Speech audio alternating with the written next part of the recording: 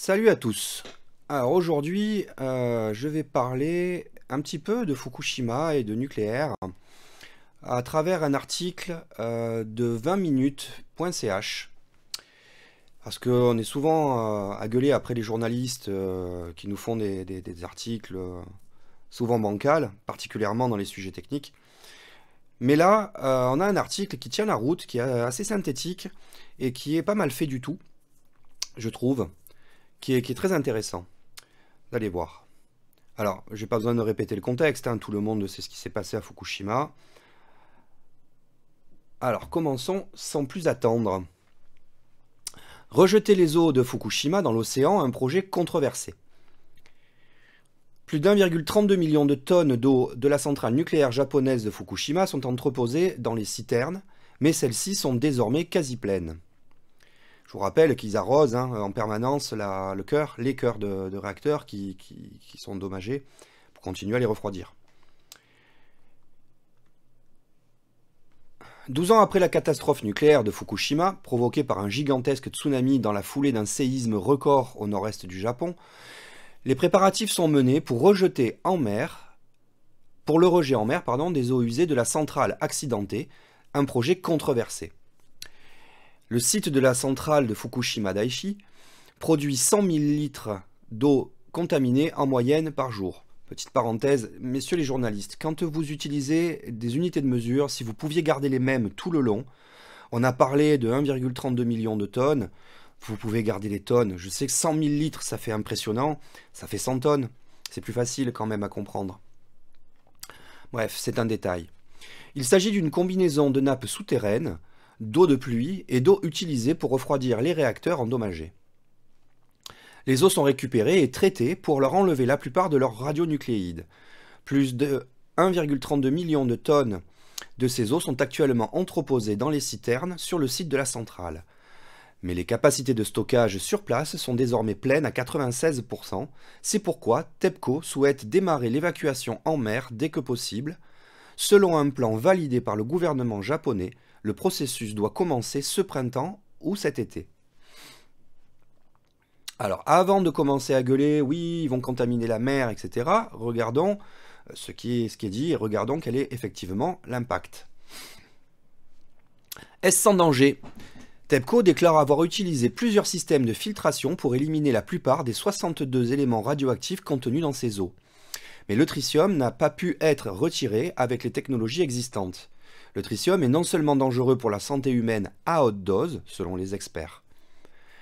Or, TEPCO prévoit de diluer ces eaux triciées pour réduire leur niveau de radioactivité à moins de 1500 becquerels par litre, soit bien en deçà des normes nationales de 60 000 becquerels par litre pour cette catégorie.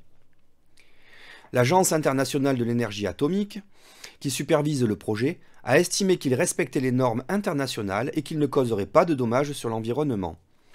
Des pays voisins du Japon, dont la Chine et la Corée du Sud, ainsi que des organisations environnementales comme Greenpeace, sont toutefois fermement opposés à ce rejet en mer.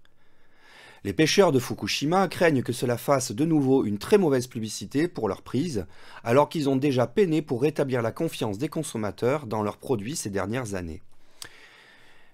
Puis commentaire.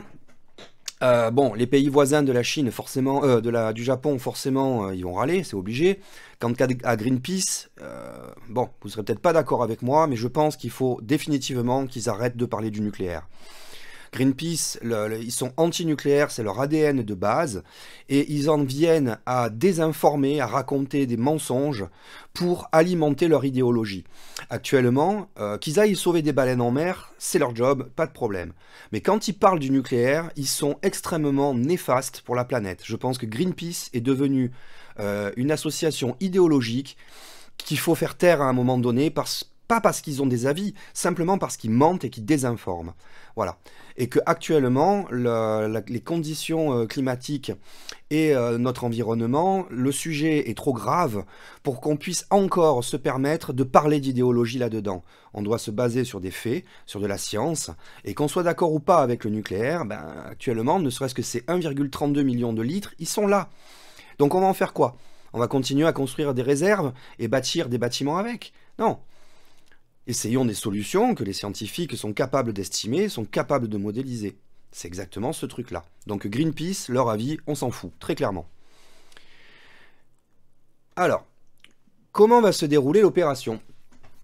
TEPCO est en train d'installer plus de systèmes de filtration au bord de l'océan, ainsi qu'un conduit sous-marin d'1 km de long, afin d'éviter que les eaux triciées ne reviennent sur la côte. Nous ne prévoyons pas de rejeter l'eau d'un seul coup, ce sera 500 tonnes par jour maximum, assure à l'AFP Kenichi Takahara, un responsable de TEPCO. L'opérateur va veiller à plafonner la radioactivité du tritium rejeté en mer à 22 milliards de becquerels par an, la règle au Japon pour le rejet d'eau triciée par les centrales nucléaires du pays avant la catastrophe de Fukushima. Donc au total, le processus va prendre de 30 à 40 ans, le temps nécessaire pour démanteler la centrale, selon Kenichi Takahara.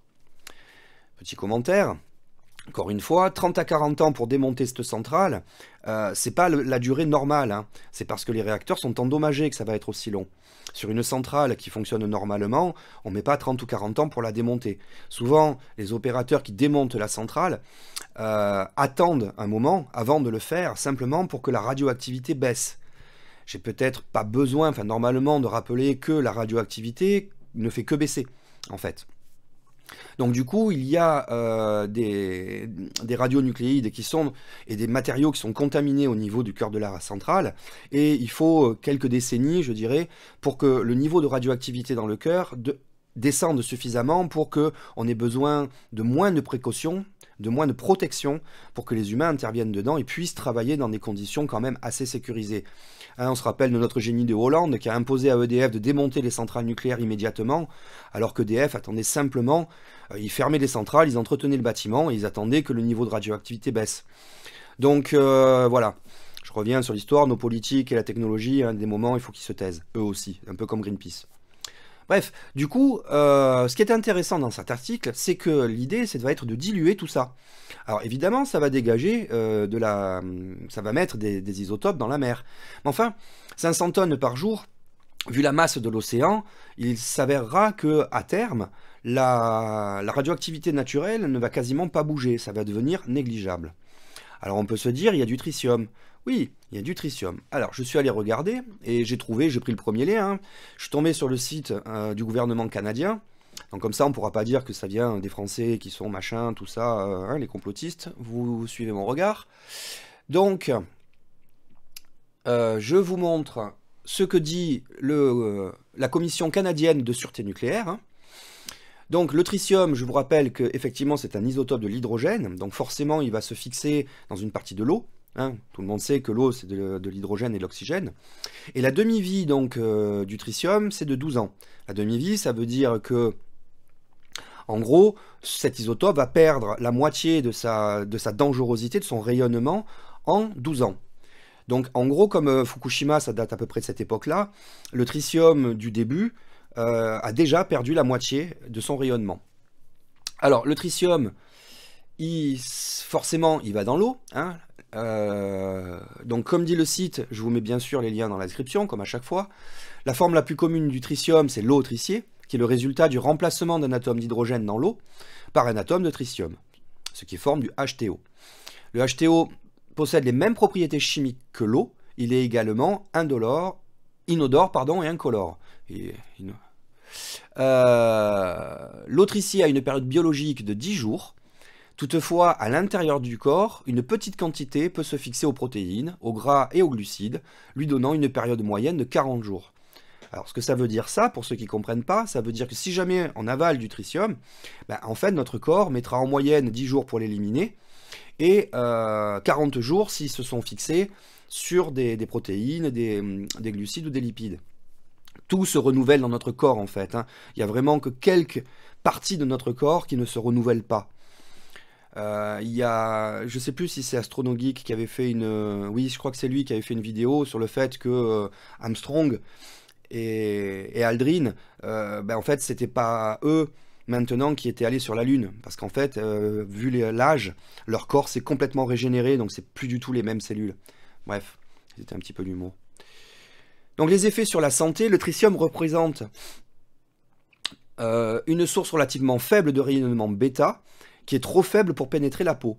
Toutefois, il peut accroître le risque de développement d'un cancer s'il est consommé en quantité extrêmement importante. Le tritium peut entrer à l'intérieur du corps par inhalation, par ingestion ou par absorption par la peau.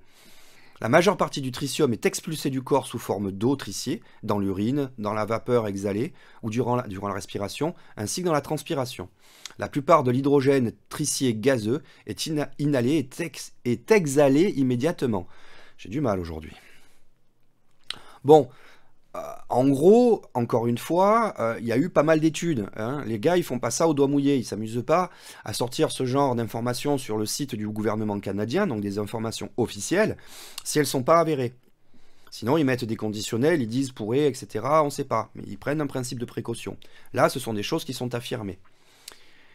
Je saute un peu le truc. La concentration annuelle moyenne de tritium la plus élevée dans l'eau potable à proximité des installations nucléaires canadiennes s'élève à environ 18 becquerels par litre, ce qui est bien inférieur à la limite recommandée par Santé Canada de 7000 becquerels par litre. Alors, les becquerels, c'est le nombre de désintégrations par seconde. 18, c'est vraiment très très peu. Je pense que on est quasiment à ce que génère un corps humain, en fait. Hein, oui, parce que nous aussi, on a une certaine forme de radioactivité, nous, tout simplement, qui est faible, mais qui est comme ça. Les bananes aussi, c'est le fruit le plus radioactif. Donc voilà. Le tritium, apparemment, c'est un isotope qui ne pose pas réellement de problème, à moins d'être pris en très très forte dose, à très forte quantité. Vous avez une très très bonne vidéo sur le point Génius à ce sujet-là, que je vous invite à aller voir.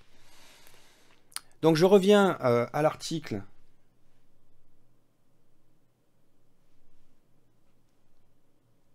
J'ai eu un moment de collage, j'ai cru que je m'étais trompé dans mes... Voilà. Quel impact donc sur la pêche? Pour tenter de rassurer les pêcheurs et la population locale, TEPCO s'efforce de prouver que le rejet de l'eau triciée sera sans conséquence sur la qualité des produits de la mer. L'entreprise a ainsi placé des centaines de poissons et d'autres animaux marins dans certaines de ses citernes sur le site de Fukushima Daiichi. La moitié d'entre elles sont remplies d'eau de mer ordinaire, les autres d'eau traitée provenant de la centrale, avec un niveau de tritium similaire à celui prévu pour le rejet de la mer.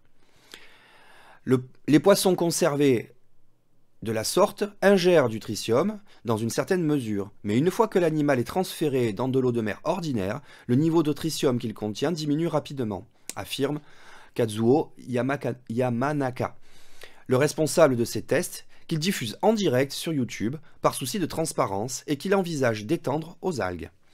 Ces expériences pourraient toutefois ne pas suffire à rassurer les pêcheurs de Fukushima. Nous avons vraiment travaillé dur pour regagner la confiance des consommateurs, mais le rejet de l'eau triciée va anéantir nos efforts, s'inquiète Masahiro Ishibashi, un pêcheur local interrogé par l'AFP. Alors, effectivement, leur inquiétude est justifiée quelque part. Encore une fois, il y a énormément de fantasmes là-dessus. Il faut reconnaître que les études sont menées, certes, mais peut-être qu'on en manque, on manque d'informations. Et vu le niveau moyen, global, en sciences de notre population, que ce soit en France ou dans les autres pays, je comprends qu'il y a des inquiétudes. Donc je trouve que la démarche de TEPCO est bien, elle est intéressante, de mener ce genre d'études-là avec un groupe contrôle, hein, parce que c'est pas tout d'aller compter des poissons qui sont irradiés, c'est bien de pouvoir contrôler quel est réellement l'impact. Pour ceux qui peuvent être intéressés, il y a aussi beaucoup d'études qui sont menées actuellement autour de Tchernobyl, et les résultats sont très très intéressants en fait. Et notamment, ils montrent à quel point la nature est capable de s'adapter en fait, même aux poches de radioactivité élevées. Finalement, on s'aperçoit avec Tchernobyl que c'est le fait qu'il y ait beaucoup d'humains qui vivaient autour de cette centrale qui endommageait plus la nature que la radioactivité elle-même, puisque 40 ans plus tard, la nature a repris ses droits, et elle est particulièrement luxuriante autour de la centrale. Et les espèces endémiques se sont même habituées, elles se sont adaptées en fait, pour certaines en tout cas, à la radioactivité. Donc voilà, je trouve que c'était un bon article qui précise, qui montre plein de choses intéressantes, qui touche les points qui sont intéressants, et qui dédramatise le truc. Voilà, donc je ne sais pas ce que vous en pensez. Les commentaires sont ouverts pour que vous donniez votre avis. N'oubliez pas de vous abonner, de liker, de partager la vidéo si vous la trouvez intéressante, et pour me soutenir. Et puis je vous dis à plus tard pour un autre sujet.